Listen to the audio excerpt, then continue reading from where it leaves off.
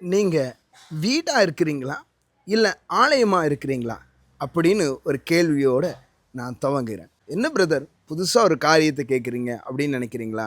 ஆமாங்க, மத்தேயு 12வது அதிகாரம் அதனுடைய 43வது வசனம் முதல் 46வது வசனம் வரைக்கும் ஒரு வேத பகுதி சொல்லப்பட்டிருக்கிறது. ஒரு மனிதனுடைய வாழ்க்கையிலிருந்து அவனுடைய அசுத்தாவி அவனுக்குள்ளேருந்து புறப்பட்டு போய் மீண்டும் அந்த வீட்டிற்குள்ளாய் திரும்பி வரும்போது அது இளைப்பாறுவதற்கு இடமில்லாமல் தன்னுடைய வீட்டிற்கு திரும்பவும் வருகிறது அப்படின்னு சொல்லப்பட்டு இருக்கிறது. இதில் என்ன பிரதர் இருக்குது அப்படின்னு கேட்குறீங்களா?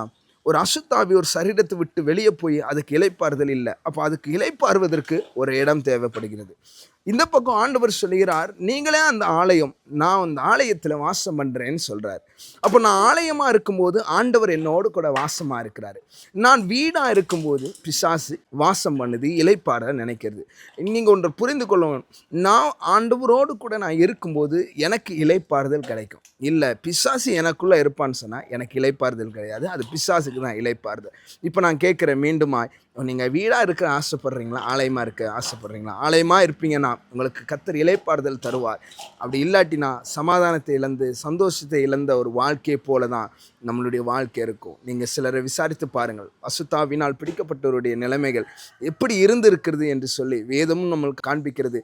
நம்ம உலகத்தில் இருக்கிற மனிதர்களுக்கு முன்பாகவும் நம்ம பார்த்து கொண்டு இருக்கிறோம். அதனால் எப்போவுமே நீங்கள் ஆலயமாக இருங்க, ஆண்டவர் அதில் வாசம் பண்ணுவார், அவர் உங்களை அற்புதமாய் கர்த்தர் நடத்துவார். God bless you. ஆமென்.